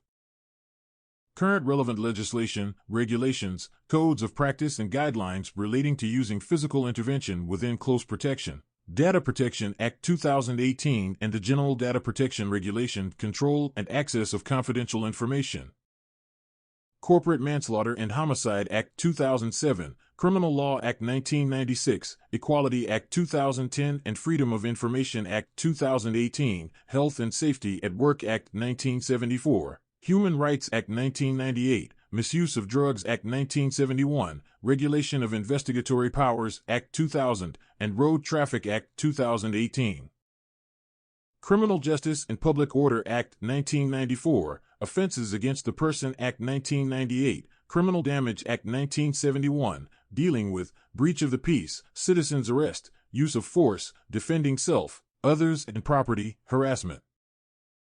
The listed acts and regulations are essential legal frameworks that govern various aspects of security and protection, including data protection, health and safety, human rights, criminal offenses, and more. Here's a brief overview of each. 1. Data Protection Act 2018 and GDPR. These regulations govern the control and access of confidential information, ensuring that personal data is processed lawfully, fairly, and transparently, and individuals' rights regarding their data are protected. 2. Corporate Manslaughter and Homicide Act 2007. This act holds organizations accountable for deaths resulting from gross corporate management failures, ensuring that they take responsibility for health and safety failures. 3. Criminal Law Act 1996. This act covers various aspects of criminal law, including offenses such as assault, theft, and public order offenses. 4. Equality Act 2010. This act prohibits discrimination and promotes equal opportunities for all individuals, protecting against discrimination based on characteristics such as age, disability, gender, race, religion, or sexual orientation. 5. Freedom of Information Act 2018. This act provides individuals with the right to access information held by public authorities, promoting transparency and accountability in government. 6. Health and Safety at Work Act 1974. This act imposes duties on employers to ensure the health, safety, and welfare of their employees and others who may be affected by their work activities. 7. Human Rights Act 1998. This act incorporates the European Convention on Human Rights into UK law, safeguarding fundamental rights and freedoms such as the right to life, liberty, and security. 8. Misuse of Drugs Act 1971. This act regulates the production, supply, and possession of controlled drugs, aiming to prevent drug abuse and trafficking. 9. Regulation of Investigatory Powers Act 2000. This act regulates the surveillance and interception of communications by public bodies, balancing the need for national security with individuals' privacy rights. 10. Road Traffic Act 2018. This act covers various offenses related to road traffic, including speeding, careless driving, and driving under the influence of alcohol or drugs. 11. Criminal Justice and Public Order Act 1994. This act includes provisions related to trespass and public order offenses, empowering law enforcement to maintain public order and safety.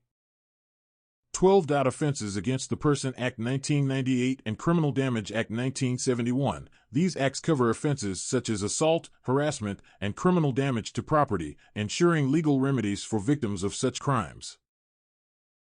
Understanding and complying with these laws and regulations is essential for close protection operatives to carry out their duties lawfully, protect individuals' rights, and maintain public safety. Understand what is meant by reasonable and necessary force. State the definition of risk to the protected person. Definition of risk: the possibility of a threat occurring. Example: harm, loss, danger assessment, management, probability, likelihood, chance. Classifications of risk: low, medium, high or negligible, moderate, severe. State the importance of threat and risk management within a close protection context. Types of threat: the 7 Ps of principal threat profiling, direct and indirect threats. Types of risk management: daily, routine, event, route, venue, personal, postal, imminent. Terroristic. Identify threats at principal within a close protection context. Unwanted attention, unintentional injury, intention to inflict harm. Example: pain, injury, misery, disruption of lifestyle, embarrassment, threat to public image. Threat may be imminent, terroristic, planned, intrusion, security breach. Describe the difference between a threat and risk assessment for protected person and venues and why it is necessary to conduct both. Protected person: tenure safety maintained throughout based on the threat and risk assessment conducted for the individual. Venues: need for reconnaissance, searching, why it is necessary, safety, personal, team, principal, principals, guests, passengers, vehicle, public planning. Resource: control, third party, external assistance, intelligence gathering. State the importance of profiling the protected person to establish the level of threat and associated risk. Importance: understand the source of the threat, provide best protection, safety, determine the level of risk, correct team roles, adequate resources. Clarify assignment requirements. Identify the variations in threat assessment and risk management when a principal is arriving and leaving a location. Arriving: exposure to risk, layers of protection, parking arrangements, venue security, venue contact, Embus debus points, disruption to business activities, lifestyle, venue compromised, entrance compromised. Leaving: vehicle access, leaving under routine or leaving under an attack. Unaccounted passengers accompanying the principal, exposure to risk, early departure, late departure. Explain how close protection operatives gather intelligence for operational purposes within the UK. Sources of intelligence: client, principal, agencies, profiling, known history, open source intelligence. Example: social media, internet websites, cross-reference, intelligence updates, news and media, security companies, surveillance. Use of security advance party. Explain how decision-making models can be used within a threat and risk assessment process. Decision-making model: gather information and intelligence, assess threat and risk, identify options and contingencies, develop strategy, take action. Review: following model provides guidance, aids decision-making, helps justify costs and resource allocation, allows for review and evaluation. Outline the UK's threat level system. UK threat level: critical, an attack is expected imminently; severe, an attack is highly likely; substantial, an attack is a strong possibility; moderate, an attack is possible, but not likely; low, an attack is unlikely. Identify the personal and professional skills required of the Close Protection Operative. Range of personal and professional skills required of a Close Protection Operative: friendly and courteous, fair and non-discriminatory, professionalism, integrity, cooperative, follow organization procedures, use moderate language. Explain effective personal and professional relationships. Working effectively with principals, clients, and others involved in a close protection operation, skills used every day to communicate and interact with others. Interpersonal skills create effective personal and professional relationships with principals, clients, and others involved in a close protection operation. Importance of time and resource management when managing self and others. Explain what being assertive promotes and with whom. Promotes positive image, confidence, effective management, leadership, taking responsibility, with principals, clients, and others involved in a close protection operation, colleagues. Explain the importance of etiquette, dress code, and protocol. Importance example: social diversity, representation of principal, client relationship, maintain a low profile, avoid job loss, embarrassing the principal, loss of face. Identify the attributes of an effective team. Communication, support, problem solving, listening, feedback, conflict resolution. Explain the importance of personal and team preparation. Benefits of knowing and using other team members' abilities and skills when allocating roles and responsibilities, carrying out close protection duties. Importance of planning and preparing, including contingency planning. Explain why details of attacks and use of force must be recorded. Records be maintained meeting evidential requirements detailing who the report is for, it was written by, what happened, action was taken, was the result, when, the day, date, time, how did it happen, where, the place of incident, other witnesses, people, injuries, or property. State the purpose of surveillance. Gathering information for a planned or ad hoc operation. Example: on a person, place, object. Describe the range of basic surveillance applications. For same person, same time of day, same activity in same place, covert, overt, use of equipment. Foot, mobile, static. State the purpose of anti-surveillance. Detects if surveillance is being carried out on the principle of operation. Describe a range of basic anti-surveillance applications. Vehicles, drive 3 sides of square, head uncrowded areas, false turn signals, speed up, slow down, false starts, dummy vehicles, roundabouts, foot, cornering, boxing in, change of direction. State the purpose of counter-surveillance. Drills used by individuals or a team evade surveillance, passive or active detection, third-party detection, hostile activity. Describe a range of basic counter-surveillance measures. Monitor from a distance, use of external companies, technical surveillance. State the purpose of technical surveillance countermeasures. Technical surveillance countermeasures: detailed physical and technical inspection of environment, vehicles, or premises to locate and neutralize covert surveillance devices. Identify likely sources of unwanted attention. Criminals, media. Followers, stalkers, fixated persons, protest groups, hostile reconnaissance. Describe the equipment used in surveillance, its capabilities and limitations. Equipment, example: radios, mobiles, static CCTV, camcorder, optical support, listening devices, tracking devices, current surveillance equipment, drones, trackers, foot surveillance, open source, cyber and digital footprint. Technical surveillance countermeasures, trace explosive detection capabilities, visual and audio surveillance, recording from ground, aerial surveillance limitations, legislation restrictions, license requirement, budgets, communication black spots, user training. Availability on the day, power battery, maintenance of equipment. Explain the reasons for a search. Secure the environment, identify illicit objects, familiarity, ensure the principal's location is sterile from cameras, listening devices, and tracking devices. Explain the law in relation to control of access and searching. Common law, Criminal Law Act 1967 Section 3, breach of peace, common assault, same-sex searching, must gain permission, automatic legal right. The Criminal Law Act 1967, specifically Section 3, addresses the use of force in various situations, including those relevant to close protection. This law outlines the circumstances under which individuals may use force to defend themselves or others against threats or attacks.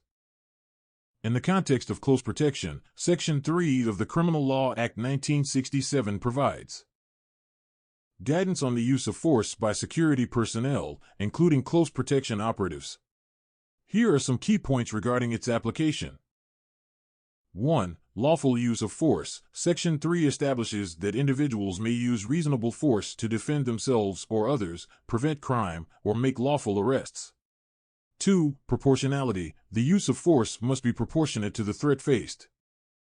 This means that security personnel should only use as much force as is necessary to address the immediate danger or prevent harm. 3. Self-defense and defense of others. Close protection operatives are permitted to use force to protect themselves, their clients, or others under their protection from imminent threats of harm or violence. 4. Lawful arrest. Section 3 also covers the use of force in making lawful arrests. Security personnel may use reasonable force to detain individuals suspected of committing crimes until the arrival of law enforcement authorities. 5. Training and guidelines. Close protection operatives are typically trained in the legal principles governing the use of force, including the provisions outlined in the Criminal Law Act 1967. They must adhere to their organization's guidelines and standard operating procedures regarding the use of force. 6. Reporting and documentation. Any use of force by close protection operatives should be documented and reported according to established protocols. This helps ensure accountability and transparency in their actions. Overall, Section 3 of the Criminal Law Act 1967 provides a legal framework for the use of force by close protection operatives, emphasizing the principles of necessity, proportionality, and lawful authority. Adherence to these principles is essential to maintain public trust and uphold the rule of law within the security industry. Explain the procedures for and implications of searching buildings, vehicles, and people. Types: people, property, premises, vehicles. Procedure: explain the search policy, obtain permission of person being searched prior to the search, use effective communication, follow site policy assignment instructions. Use appropriate PPE, search with a witness or in view of CCTV in designated search, good lighting, use self-searching techniques. Implications for people, conflict, aggression, violence, assault, implications on buildings, disruption to normal activities. Large teams required, specialist equipment such as sniffer dogs, implication on vehicles, need to stay with vehicle after search, require specialist equipment such as dogs, surveillance detectors, manpower. Explain how to deal with unauthorized dangerous items. Items, weapons, drugs, tracking devices, IED, bombs, suspect packages, dealing with items, example, confiscate, secure, report, record, evidence, citizen arrest, refuse entry, clear, cordon, confirm. Evaluate the principal team, emergency services. Explain the use of a range of resources available tacit in a search. Wands, scanners, X-ray, thermal, infrared, torches, specialist search teams, dog, team members, search mirrors, technical surveillance countermeasures, trace explosive detection. Trace explosive detection in close protection refers to the process of detecting minute traces or residues of explosive materials that may be present on surfaces, objects, or individuals. This technology is used to enhance security measures by identifying potential threats and preventing acts of terrorism or violence.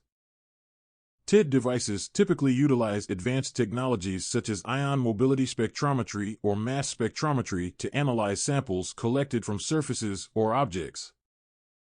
These devices can detect even tiny amounts of explosive particles, allowing security personnel to identify suspicious individuals or items that may pose a threat. In close protection, TED may be employed in various scenarios, including 1. Security screening. TED devices can be used at access points, checkpoints, or entry gates to screen individuals, vehicles, bags, and other belongings for traces of explosive materials.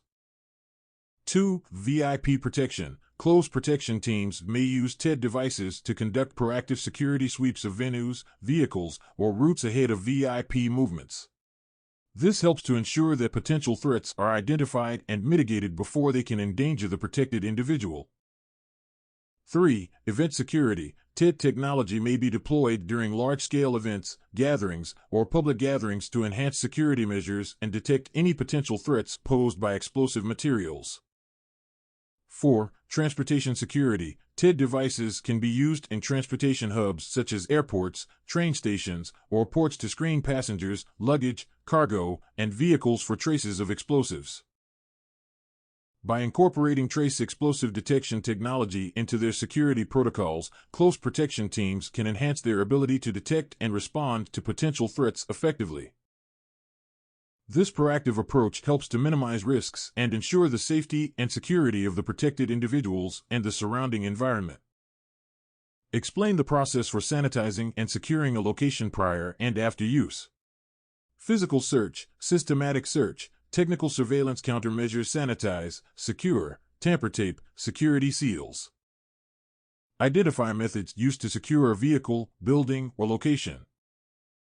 Methods: scanning, sweeping, manpower monitoring, sanitize, search, secure, guard, 7-point vehicle search, post-search security, maintain integrity, sanitize, post-security. Identify the skills required to search people in different environments. Skills, example, communication, assertiveness, conflict management, observation environments, example, private, public, secure, controlled. A 7-point vehicle search in close protection refers to a systematic process used by security personnel to thoroughly inspect a vehicle for potential threats or hazards before allowing it to approach a protected area or transport a principal. The search involves examining various key areas of the vehicle to ensure that it does not pose a security risk.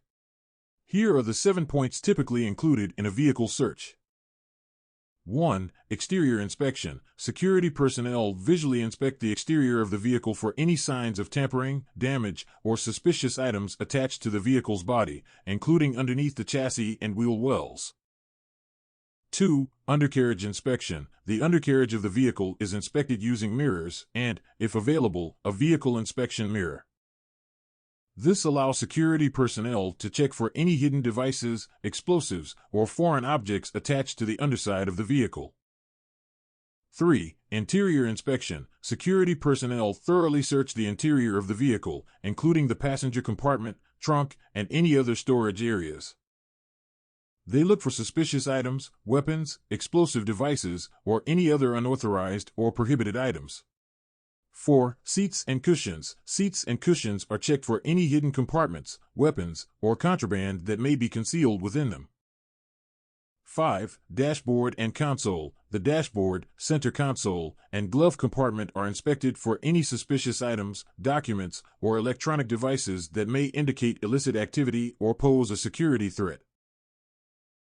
6. Engine compartment. Security personnel open the hood of the vehicle and inspect the engine compartment for any signs of tampering, explosive devices, or foreign objects that may have been placed there. 7. Documentation and identification. Finally, security personnel verify the vehicle's documentation, including registration, insurance, and ownership documents. They also check the driver's identification and credentials to ensure that they are authorized to operate the vehicle and enter the protected area. By conducting a thorough 7-point vehicle search, security personnel can mitigate potential security risks and ensure the safety of the protected area and its occupants.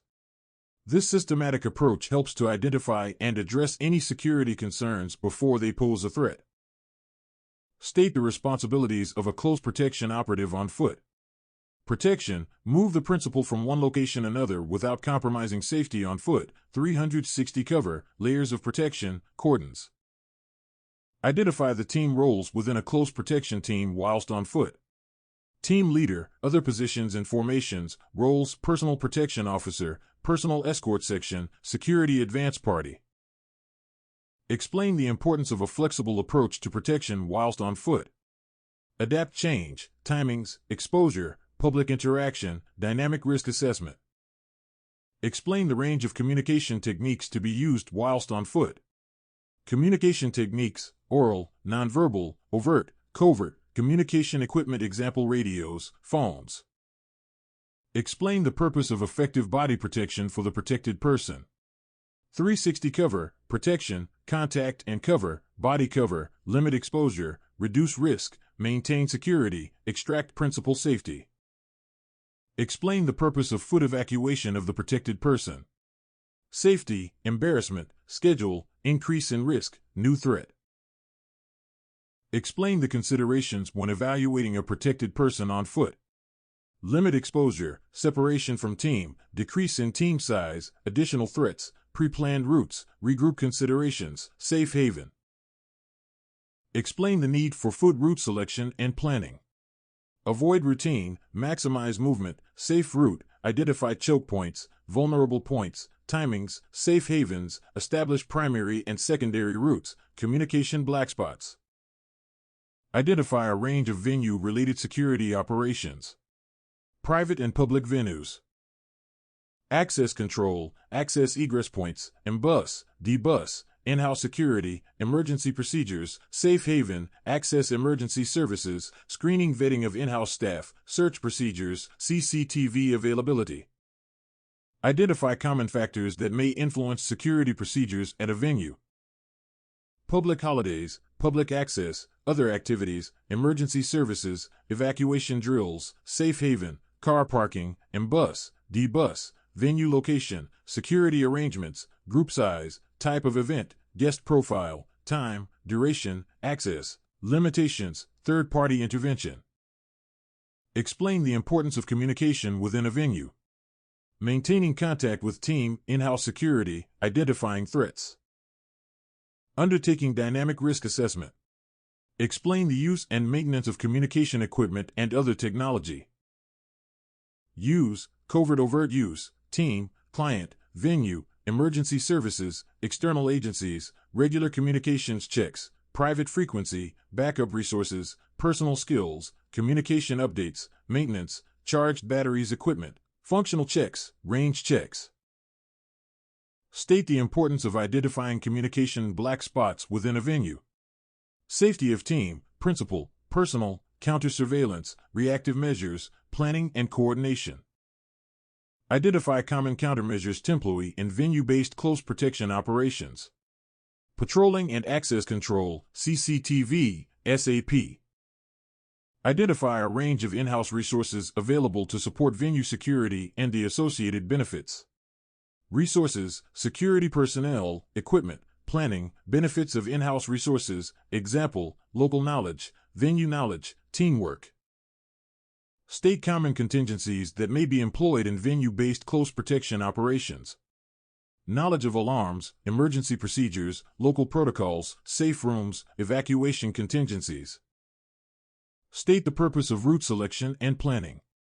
Avoid routine, maximize safe transition, speed limits, safe route. Explain the importance of assessing risks associated with route selection. Assessing risk and factors take into account, identify choke points, vulnerable points, timings, safe havens, motorways, establish primary and secondary routes, emergency services, terrain, vehicle use, communication black spots. State the considerations to be made when selecting modes of transport for primary and secondary routes.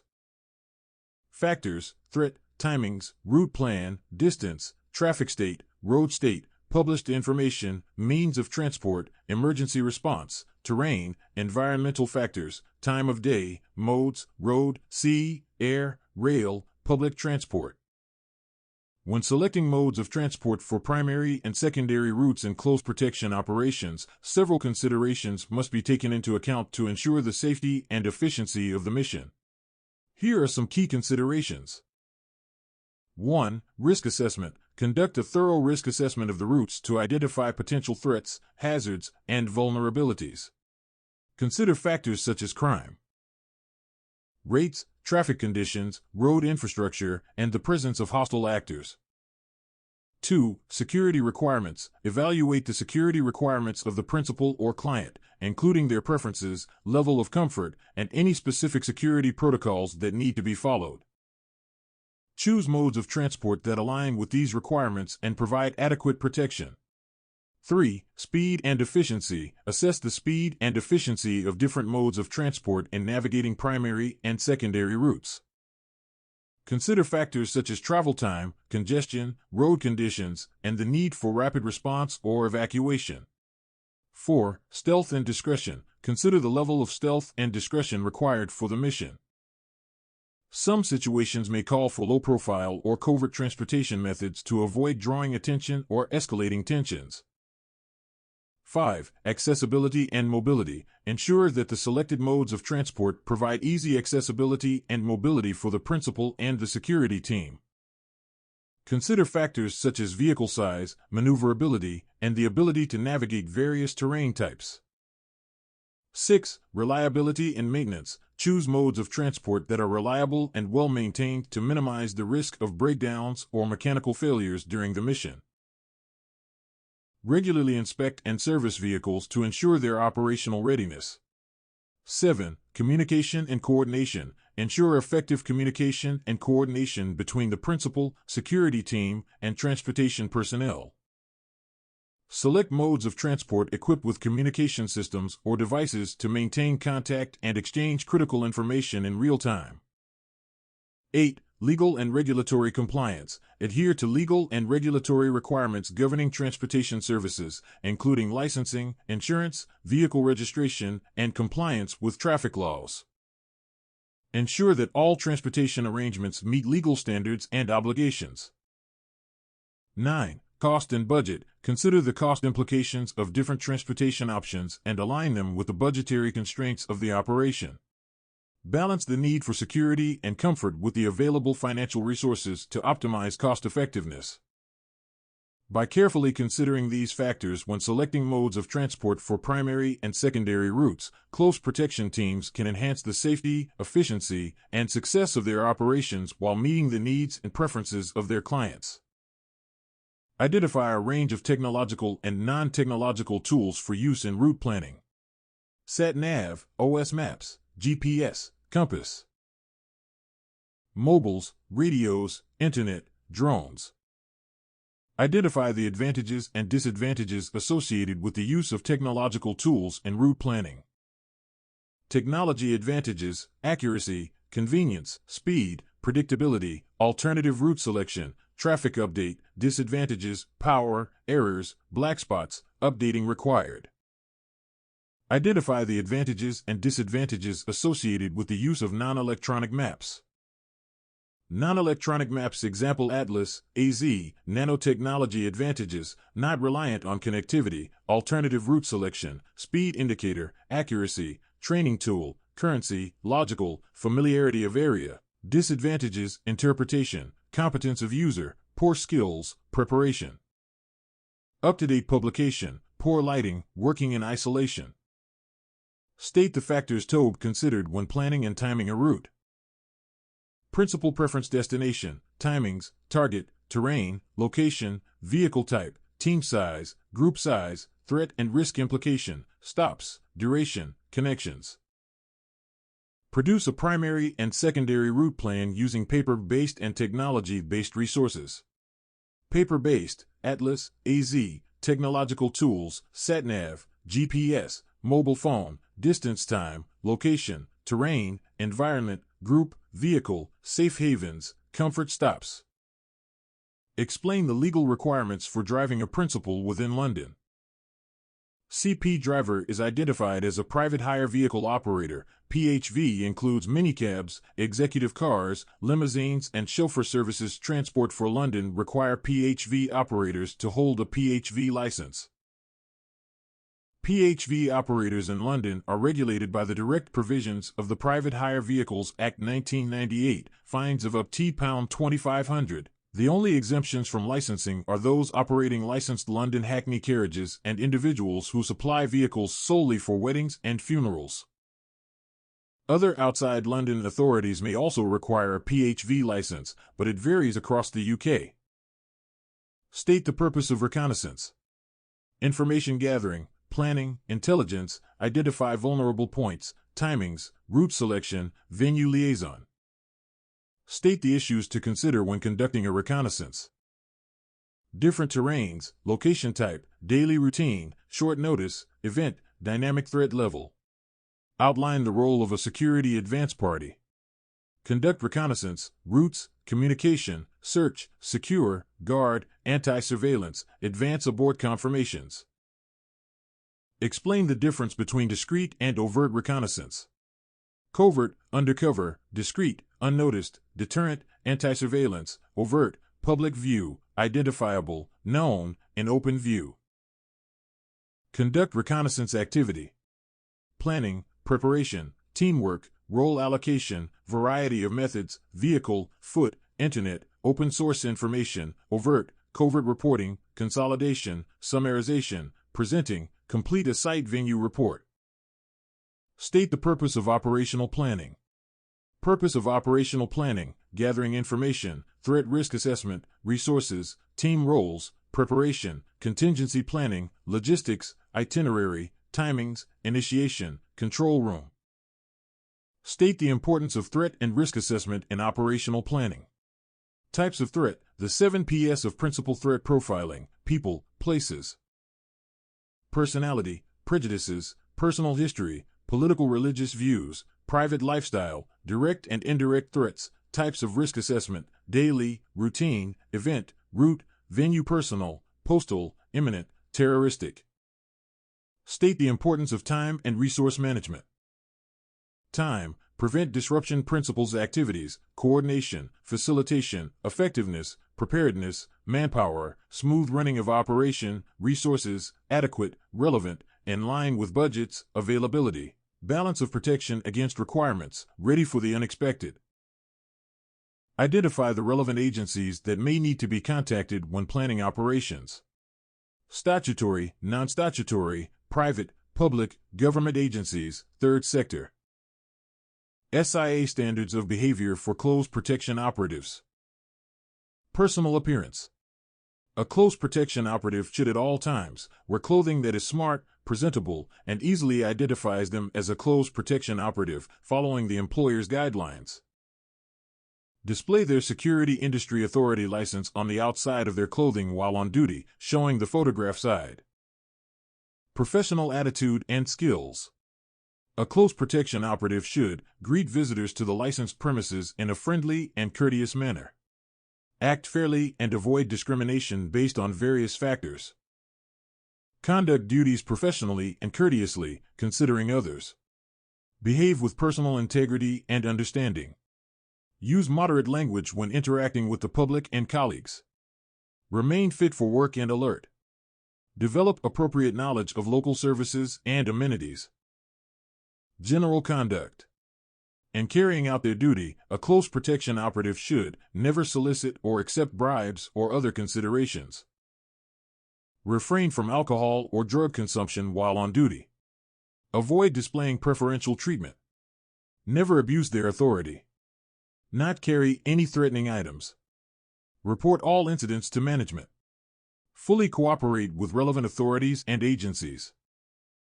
Organization company values and standards. A close protection operative should adhere the standards set by their employing organization company.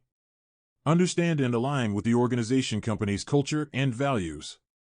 Contribute the goals and objectives of the organization company. Carry out, perform or execute a task in its entirety, ensuring all necessary steps are taken. Conduct, organize and oversee the execution of a task or activity. Complete, finish or fulfill a task, ensuring all required elements are addressed. Describe, provide detailed information about a topic or activity either in writing or verbally. Develop, identify, build upon, and extend a topic, plan, or idea. Explain, clarify, and provide reasons for a concept or process. Identify, provide concise information about a subject, process, or activity. Implement, put a plan or idea into practical effect, carrying it out. Manage, direct, control, or oversee an activity, taking responsibility for its outcomes and achievements. Produce, carry out an action or task, following instructions. Recognize, acknowledge the validity or existence of something, often based on prior knowledge or experience. State, summarize the main points briefly. Use, apply approved methods or techniques, achieve desired outcomes. In the close protection industry, foot formation refers to the arrangement or positioning of personnel while walking as part of a security detail.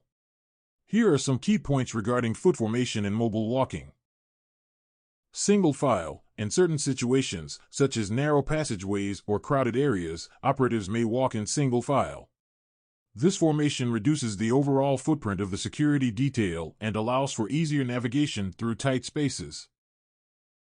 Double file. When operating in less congested areas or during routine patrols, operatives may walk in pairs side by side, known as a double file formation. This formation provides mutual support and allows operatives to maintain visual contact with each other while covering a broader area. Diamond formation. In high-risk environments or during protective movements, operatives may adopt a diamond formation. In this configuration, one operative leads the group, followed by two operatives slightly behind and to the sides, and the final operative bringing up the rear. This formation provides 360-degree security coverage and allows for rapid response to threats from any direction.